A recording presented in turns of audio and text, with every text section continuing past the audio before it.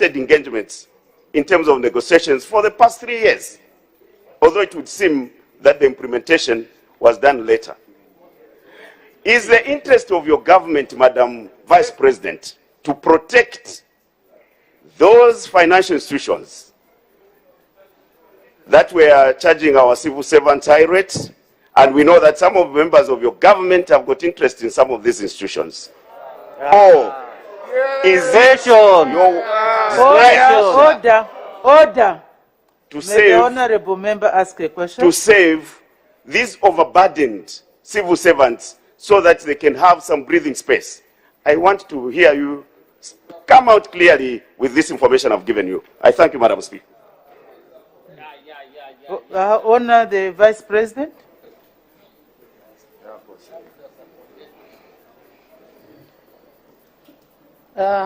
Thank you, Madam Speaker. Maybe starting from the end of the question that the Honorable Member for Shwangandu, former Minister of Home Affairs, has asked. We not interested in the welfare, basically, paraphrasing, of the civil servants.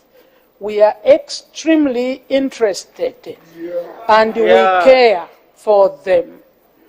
However, the debt swap has many angles to it, that if we look at it seriously, we may find that the former government was culpable of failing the workers.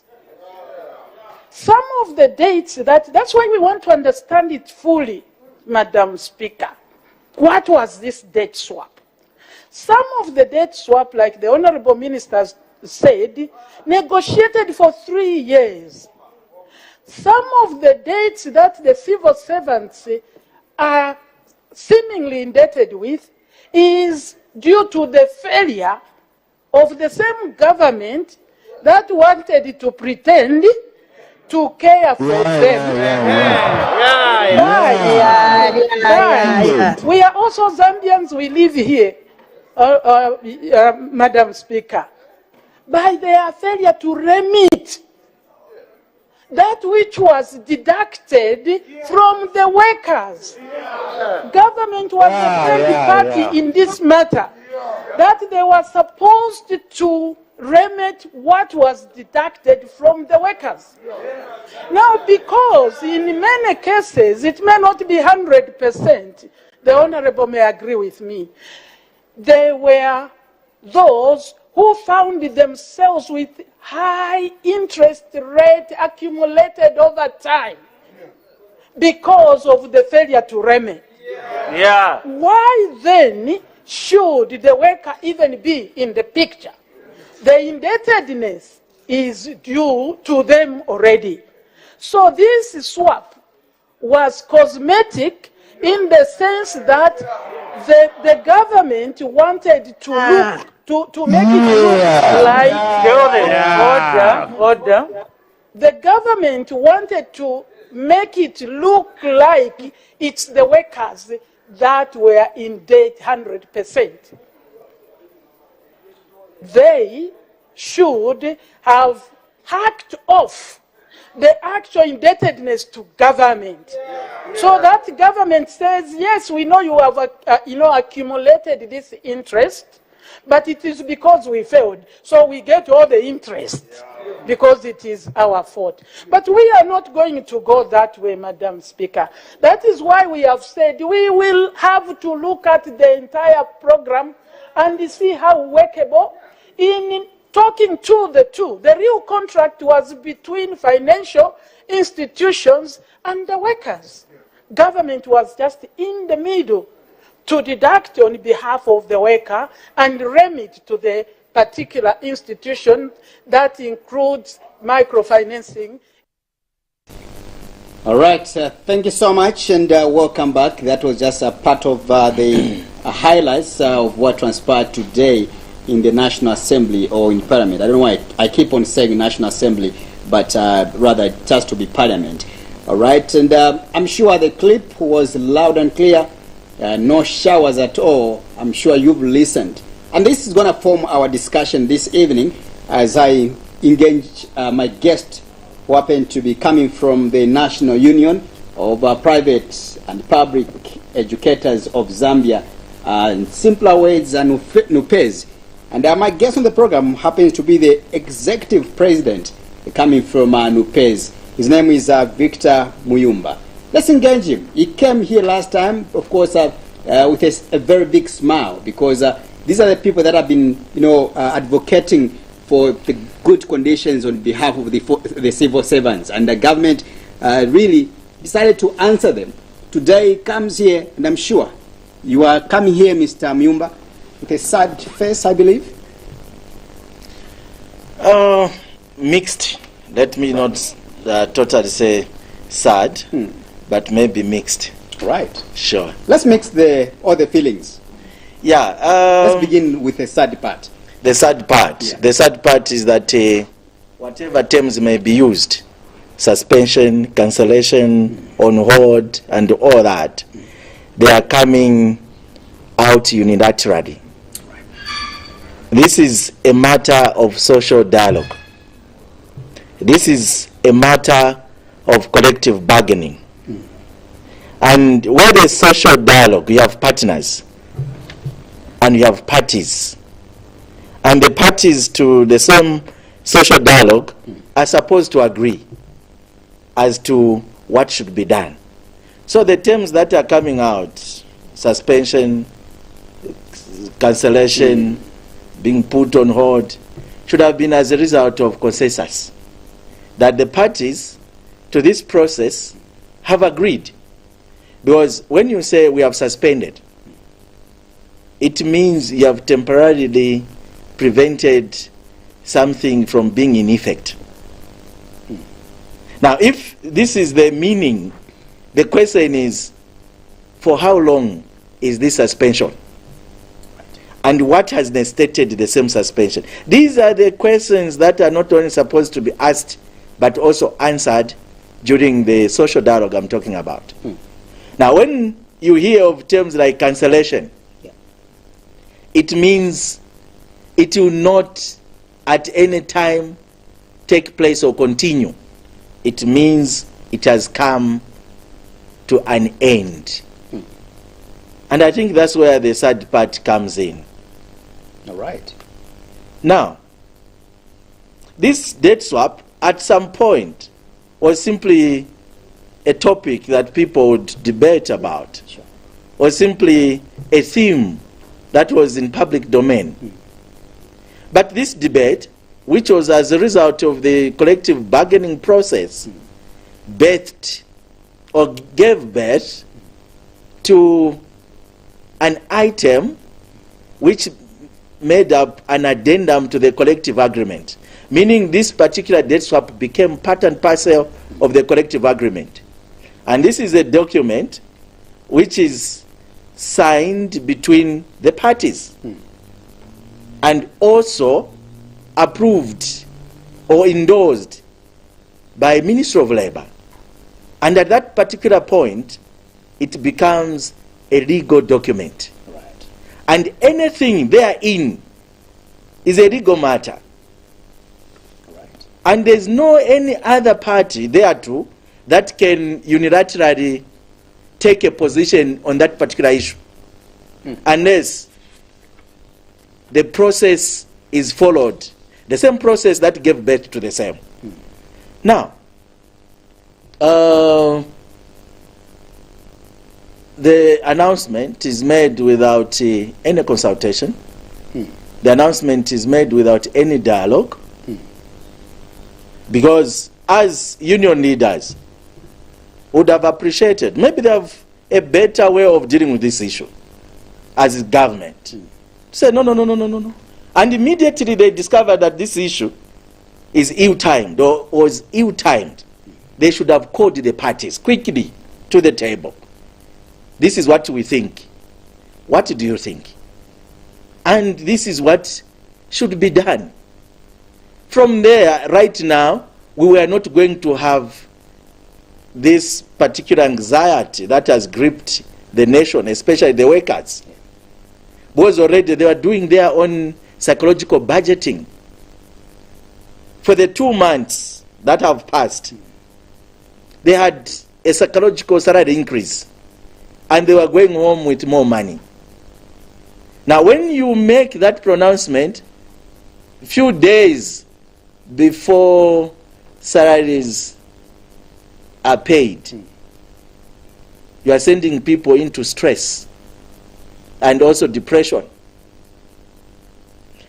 Are you saying, because now the payroll, running of the payroll has closed, are you saying that the workers come payday for September, they will not get what they have gotten for the past 2 months?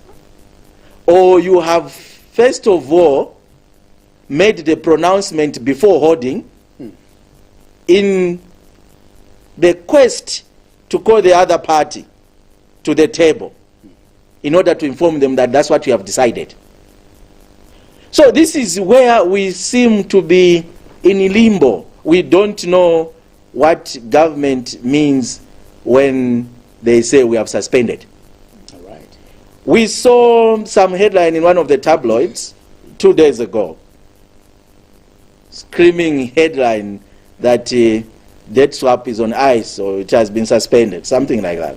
Yeah. But when I read through the same article, the source was anonymous. So I said, oh, this case, government is not working or doesn't work like that. There should be a responsible person we can follow.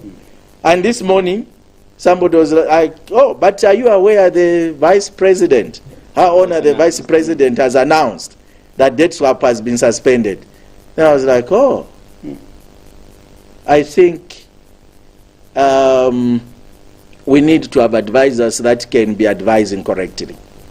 We need advisors that can be advising correctly. And our appeal this evening to His Excellency, the President, Mr. Hakainde Hichilema, is to immediately rescind this action.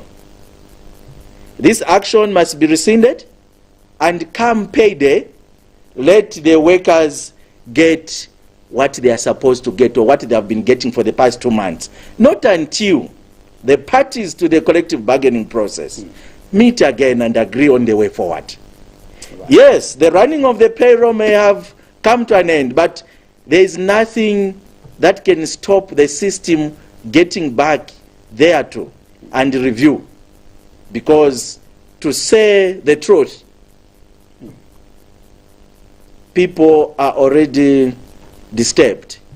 The workers are disturbed. And this issue is not only bordering on Ministry of Education. I'm representing the teachers. It cuts across the civil service.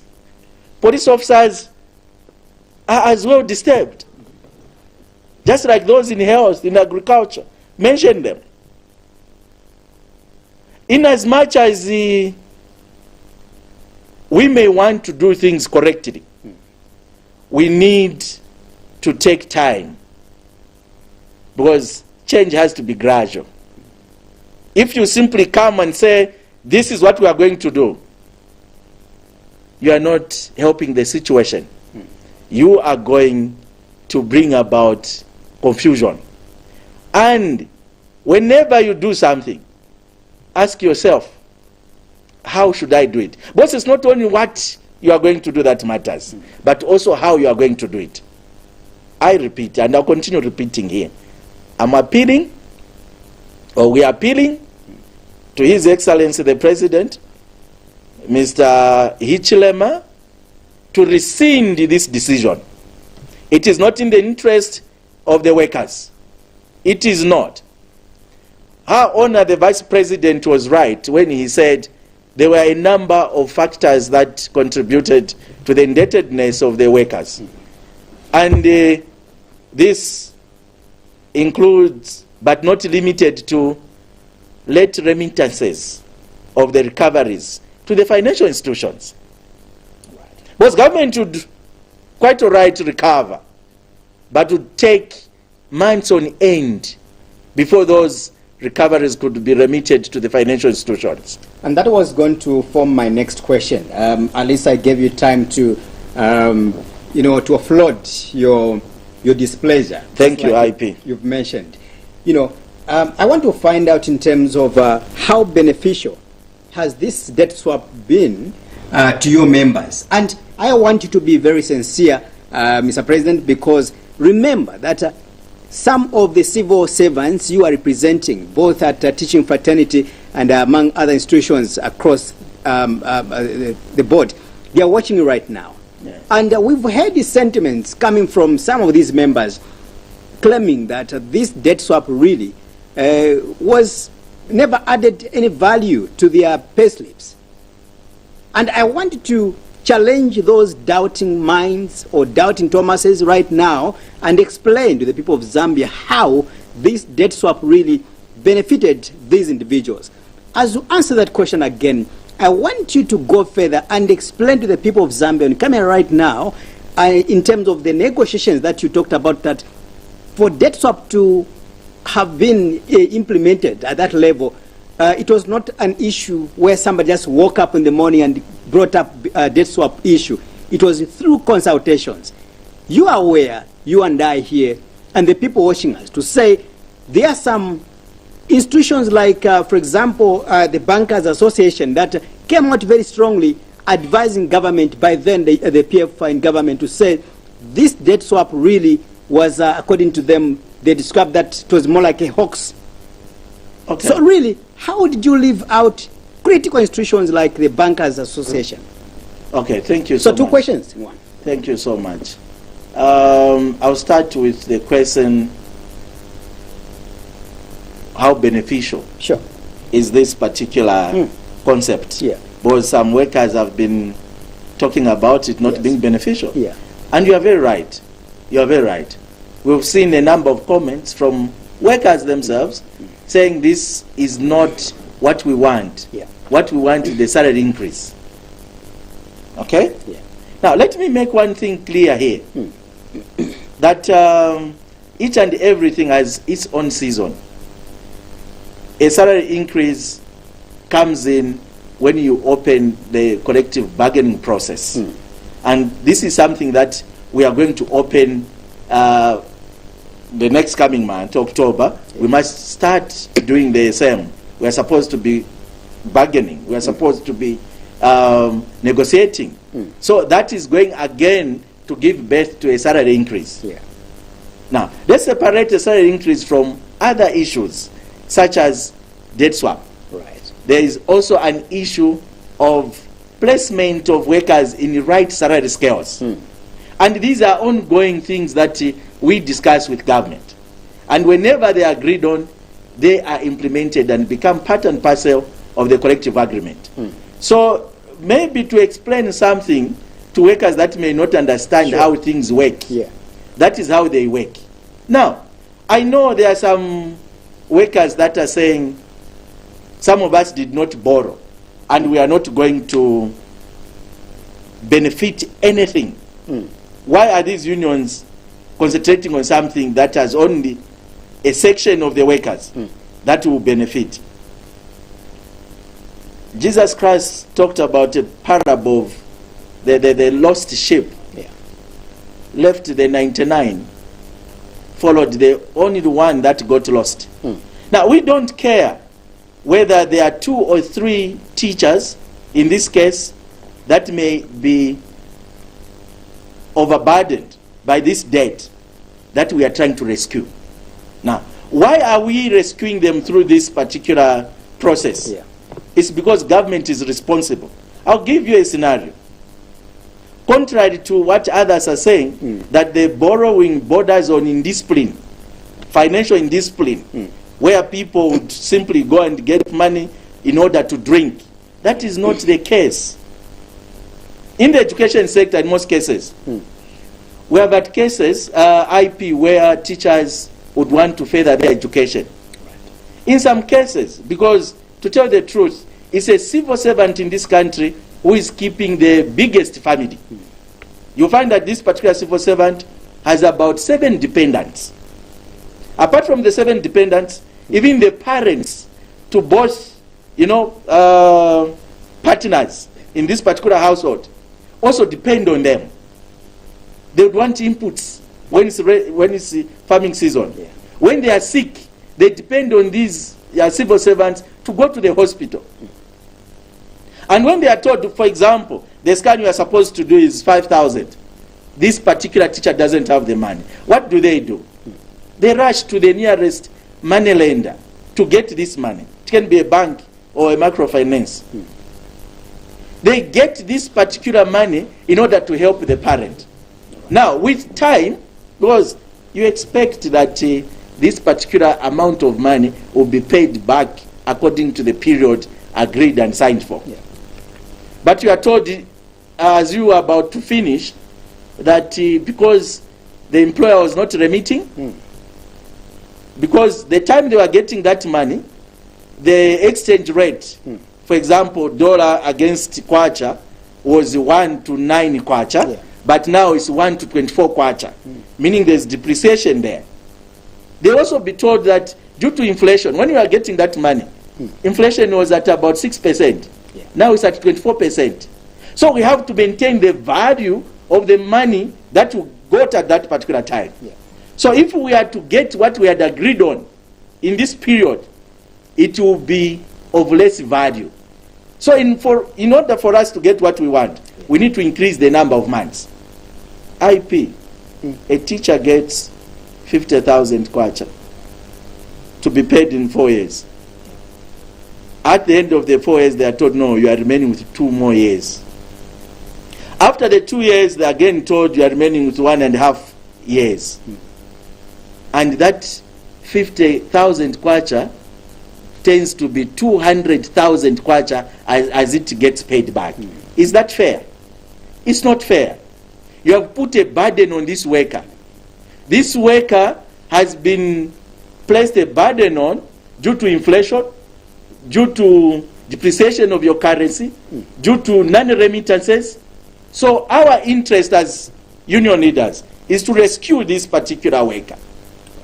Hence, the sitting down with government to say, this is wrong, it's not correct. It's not government that bears the interests. It's this innocent employee. So we cannot go on like this. Can we chase the fox and bring the hen where it can be safe? We chased the fox through debt swap. So that government can say, we are going to deal with the financial institutions. The monies that these workers are owing as they stand will be paid by the government to the financial institutions. But that does not mean that this worker is not going to pay back. This worker will pay back, but this time now to government. Right. So for example, if I've got a 20,000 kwacha standing with one financial institution and government pays for me, it means I'll pay government at a lower interest rate and in a very flexible manner, because I may still have about 20 years in service. So I can agree with the employer to say, instead of deducting the 2,500 that the financial institution was deducting, in this case, let's agree, you can just get 500 kwacha so that I have enough disposable income. I need to go home with at least 2,000 more for my children to eat, for me to send them to school. And this was done. Conditions were put in place.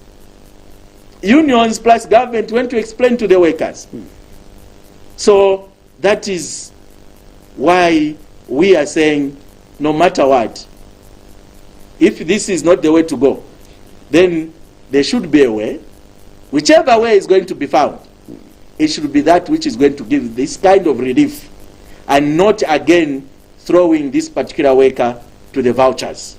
And what is your take regarding some of the organizations that have come out clearly, putting their words on record to say this debt swap really was more like another trouble, a trap with the civil servants, like the bankers associations? What message do you have? Who are speaking the contrary? Anyway, each and every institution, just like an individual, has the right to their own opinions. But whatever they may say, let them give what they think is the best way to sort out this particular situation. Because as for us, our interest is the worker. Once we serve the worker, we sleep peacefully. Because we can't have a situation, IP, where right now, some teachers, for them to survive, they have to look for piecework, to wash other people's clothes to get something. That is a teacher. And this is true, this is there, it's happening. When you try to find out, you are told, no, this person had to get a loan from this particular institution to go to school. They had to get a loan from this institution to pay for, their parents' health issues. And they had to get also a loan to help out the families. Now, in the process, because of non-remittances, because of inflation, because of the depreciation of our currency, this particular worker is stuck in debt, indefinite debt, which is not a desirable situation. It's not a desirable phenomenon or scenario. And we wouldn't want this. We wouldn't want this. So even those workers that are talking about salary increment, yes, salary increment is supposed to be there. But we are looking at a situation where government has put this particular worker in trouble.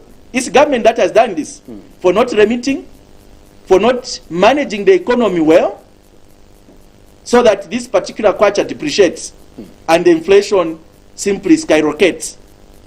Now, you create this environment for the worker. The worker fails to come out. The representative of the worker is supposed to voice out. Can we rescue the worker? And that representative happened to be you. Correct. All right. And that's why we are saying, I'll keep on repeating this to the president. To whom much is given, much is expected. To whom much is given, much is expected. I know, with the goodwill that the new government has with international partners, cooperating partners, they can sit down and see how they can salvage the situation for the worker. Otherwise, leaving the worker the way they were before debt swap, for those that are owing, it will be like throwing the child out of the house in the middle of the night. And outside are hyenas, jackals, and snakes. This will not help the worker.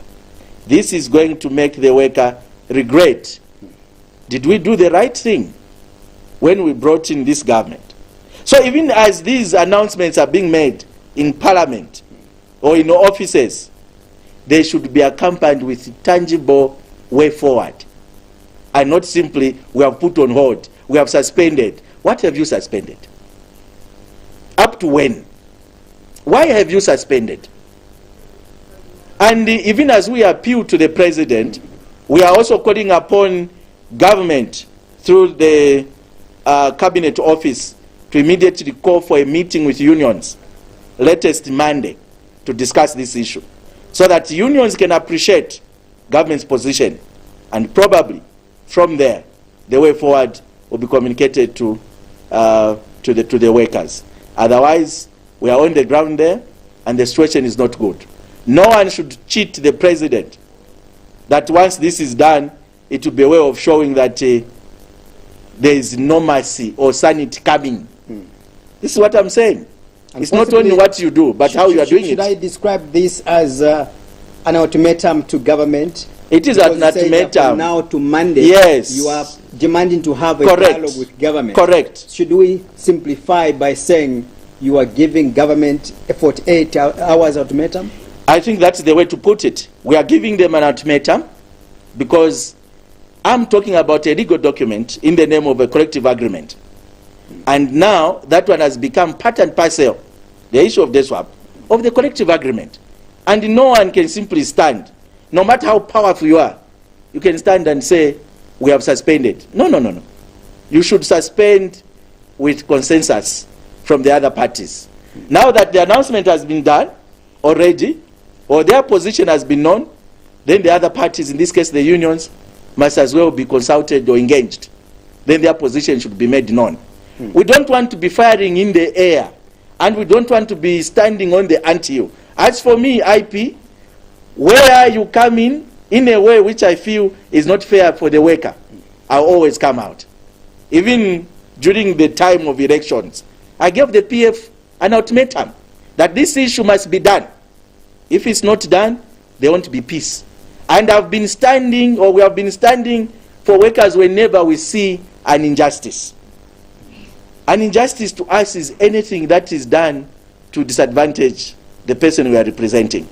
So we are appealing to the president. We don't want, when salaries are in or pay slips are in, workers to say, actually the issue of debt swap has been suspended, because we haven't been consulted. We don't even know the way forward. We don't know the way forward.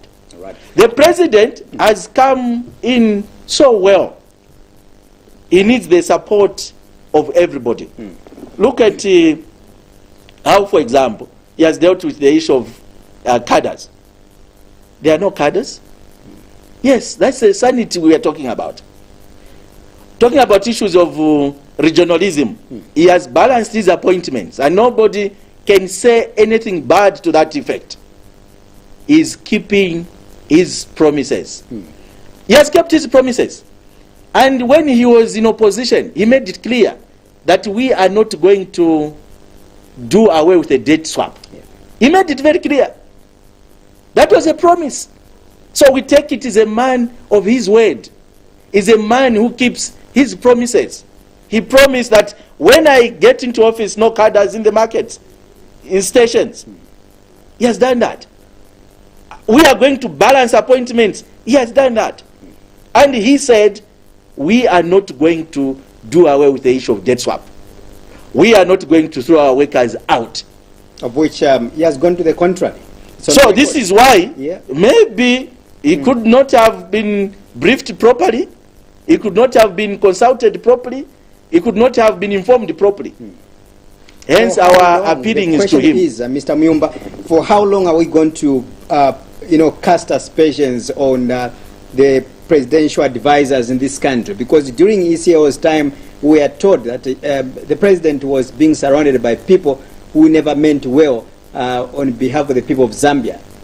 Again, should we blame Bali, who has been in office for only a month now, that possibly he was wrongly advised? Really? No, if because this one has not come from the presidency. Yeah, it's a government, of course, that's his position. Yes, but we've seen situations where the president comes in and says, no, you can't do this. It's the Minister of Finance. It's not possible. You remember that the Vice President, of course, when you see the Vice President, it's the same as seeing the entire government, the entire country sitting in Parliament. So when she speaks there, those questions are well researched. She goes there and gives you that final decision. It ends there. If that be the case, then we are supposed to talk about advice. Remember, an advisor is somebody who is going to say, here the issue borders on integrity. Your Excellency, you promised this. Is there a way we can do it? You are not supposed to be a yes, Bwana, or yes, Madam person. You are supposed to stand firm and help your leader deliver.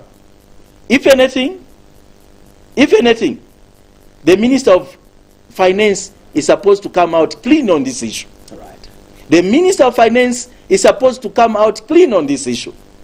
Look at this. That's what I'm talking about, advice. Who advised the Vice President to go and say what they were saying in Parliament without consulting the unions, when they know that they are dealing with an issue that is legal, an issue that is part of a collective agreement? Who missed in terms of advising the Vice President? That's what I'm talking about, advisors. They should have advised the Madam, Her Honor, Vice President, that this issue must first of all go to the table. When you agree there, then you can answer like that. So it's advisors. All right. Let me just squeeze in a few questions. I know that time is cruising, but I think I did follow you, very closely in your submission, in your preamble. You did mention that debt swap really never just came out from the bruise, but it was an issue through engagements with people like you, your unions, as well as other institutions. You went as far as the Minister of Labour to engage them, and the Minister of Labour was fully aware. And therefore, for this process to be cancelled or suspended as it has been suspended now, according to you, your own words, you needed maybe some consultations, a little bit. Yes. All right, and then you did mention that it came about as a legal framework that was put in place. Yes. All right, the question is, would you simply say that government has breached, the law in this process by suspending the debt swap and the likes? If this month end, yeah, the issue of debt swap will not be in effect, then indeed they have abrogated. Because we agreed on how it's supposed to be done. So this suspension, this is what I'm saying, we are not really getting these terms. When you say suspending or cancellation, what do you mean? What are you talking about? It means you put something on hold. You put something on hold. Yeah. When are you putting it on hold? When are you putting it on hold? Have you already put it on hold, or you are thinking of putting it on hold? Are you getting it? Yeah. Yeah, because you can say, we are putting this issue on hold in the next 2 months. Or we are putting this issue on hold today. Or I don't know if immediate we need effect. To go to, I don't know if you and I, we need to take this matter to the Constitutional Court for interpretation, because the English was using was very simple. We have suspended the debt swap, not until government goes through and, of course, makes a decision. So if you say we have suspended, meaning it's been put on hold until further notice, simpler terms, simpler words. Yeah, that's what I'm saying. I don't want to say something that will be contrary to what she meant. Okay? We have suspended can mean a decision that has been made for an action which is supposed to be taken in 2 months' time. Right. Are you getting it? So it can be a decision. Right. We have decided that come November, this issue should not be there. All right. So is it with immediate effect? Those are the terms I was looking for. Right. And I don't want to put words in their mouth. They need to come out clean. And that is through the process I talked about. Collective bargaining. For now, we can simply say your union, and among others that were, pro this process or pro debt swap, you are monitoring to see if whether or not your members are going to have their salaries possibly deducted. Is that clear? That it is clear, and right. This is now, very clear. Let's imagine that, of course, government goes ahead, and of course, like they have announced, they do not really, they go ahead and deduct salaries. What are you going to do? Vis-a-vis the issue of just mentioned that, according to you, there was a breach in the law. Yeah, and this is something, the question you've asked, that can be answered after we have sat as unions in the public service. Because, as I indicated, this is a cross-cutting matter. It cuts across all the departments in the public service.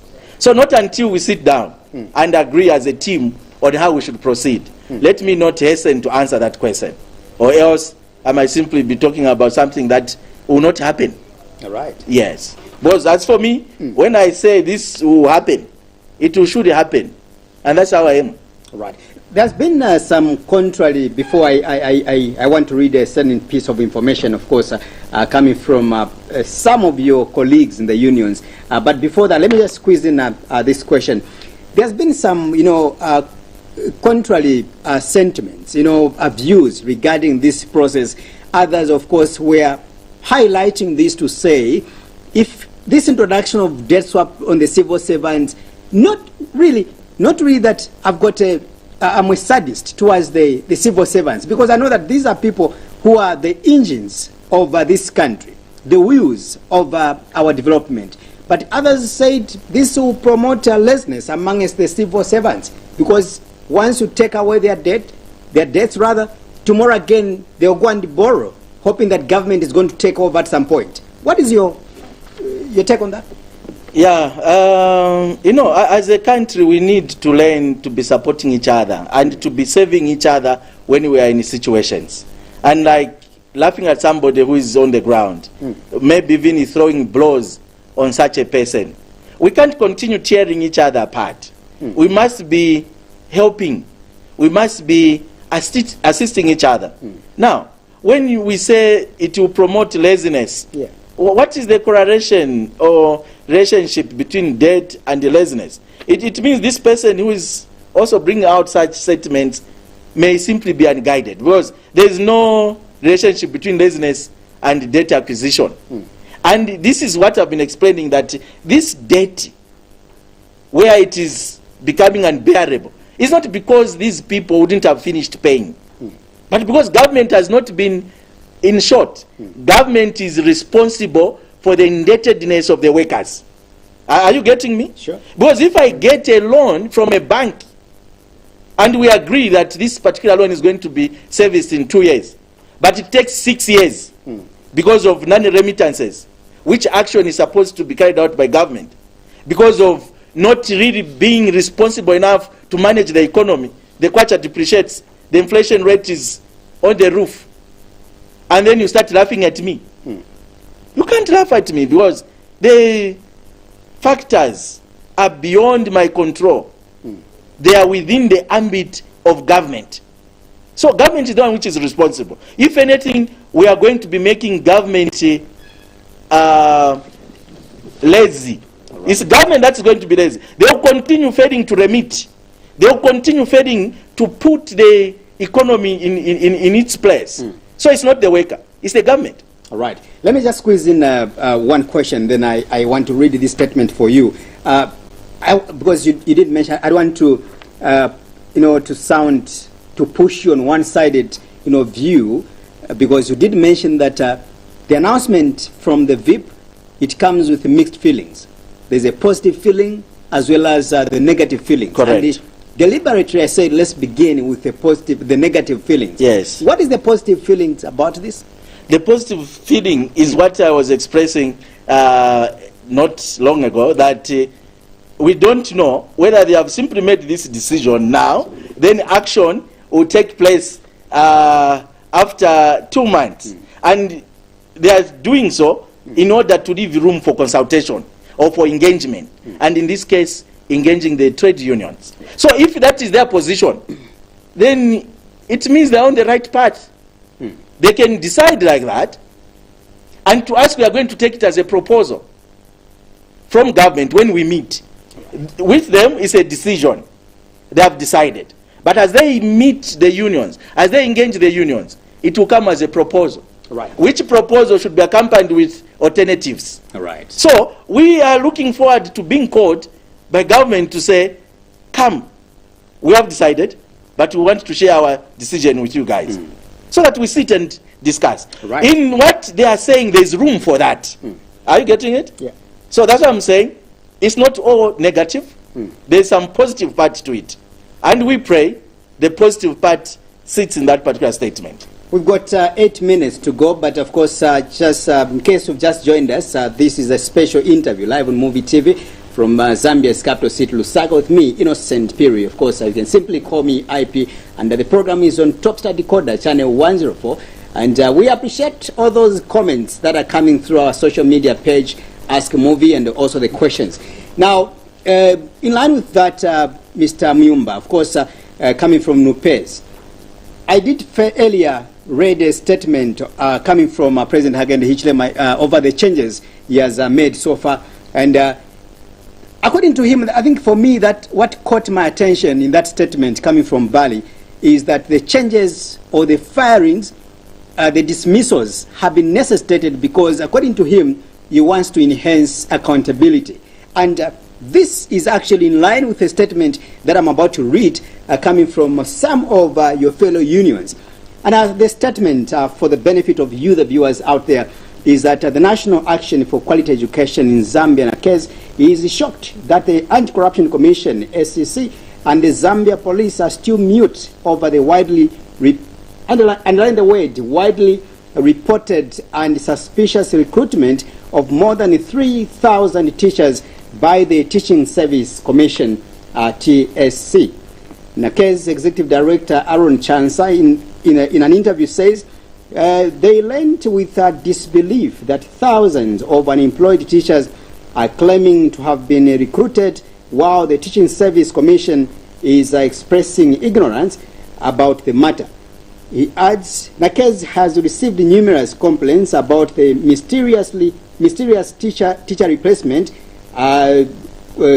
questionable promotions, questionable promotions, transfers, and retirement, retirements of the teachers in national interest.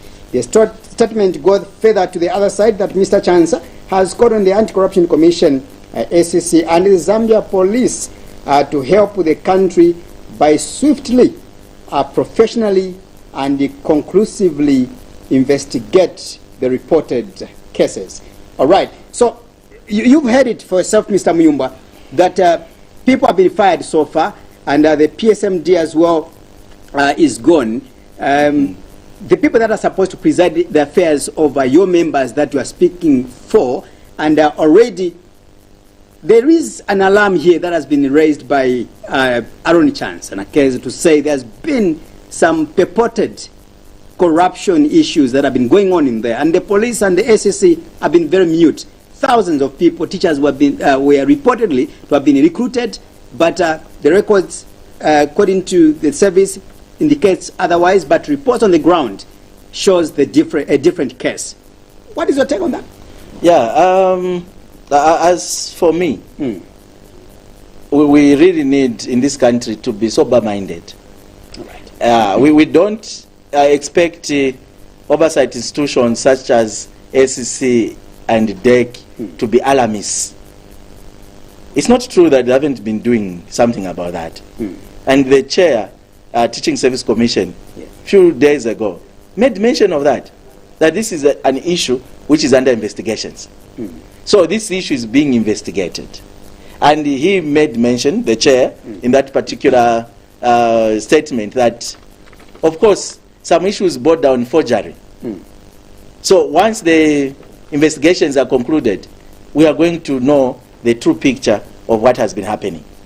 So investigations are there, they're happening, they're taking place, and the Teaching Service Commission is aware about that. The chair made mention of that. So I don't know whether we don't read news or don't listen to news, that we can be parroting the same things that have been talked about already. Because this issue, I think now we are supposed to be saying, let's ask DEC and SEC when they think the revelations or the outcome, the results of their investigations will be out. Otherwise, I've seen it, even on issues of presidential pronouncements. The president has said, okay, we'll do this, but there's a lot of impatience meantime. A lot of impatience. Even calling for free education. Where's free education you promised? How can one bring about free education when he's not even 1 month old in office? I think we need to be patient. Let's be patient. And suppose everybody has become a watchdog. Everybody has become a politician, and we are busy saying whatever we want to say. We need to tame not only our mouths, but also our minds when it comes to these issues.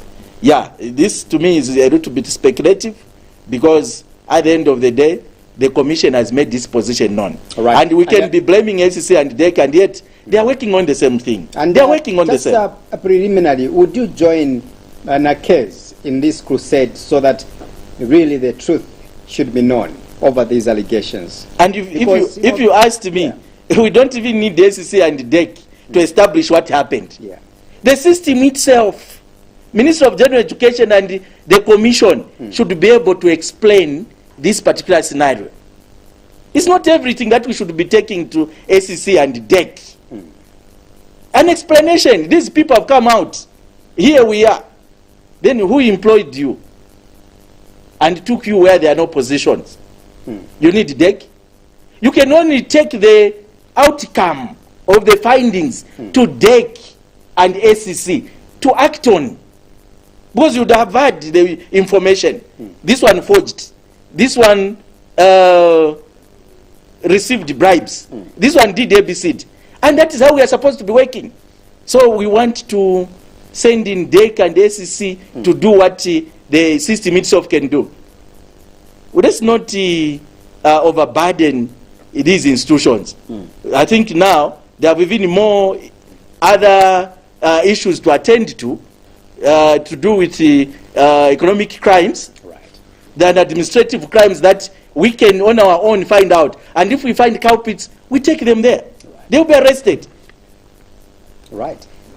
All right, Mr. Muyumba, we have to go. Remember that time is not like our tribal cousins or my tribal cousins, the members whom I can easily negotiate with. Correct. Yeah, so we have to go. Others, they will tell you to say there's no democracy in the studio. Correct. So when Mavutopiri raise that alarm to say you have to close the program, where am I? I see. Otherwise, thank you so much for coming. It's me to thank you, IP. Yeah. It's been a good time. Yeah, I'm grateful, and may you continue doing this good job that you are doing. Thank you so much. You're We hope to welcome. see you again soon. Thank you. Thank you. All right, thank you so much to all the viewers for your participation always on both social media as well as on our two platforms, Topstar Decoder as well as our main channel, Muvi TV. And ensure that you keep on subscribing so that you don't miss all these programmings that comes every day at this particular moment. Thank you so much for your contributions and also those comments. I always don't want to leave this platform without giving, of course, that appreciation to my producer, Mavutopiri, that works every now and then to ensure that you, the viewers, the over 18 million Zambians, are given the best by the end of the day, as well as Christopher in the studio. Thank you so much, Gabriel, upstairs there, as well as Trobish. Thank you so much, guys, for those fantastic pictures. To you, the people of Zambia, allow me to say, may God bless Zambia. May God bless Mother Africa. Good night.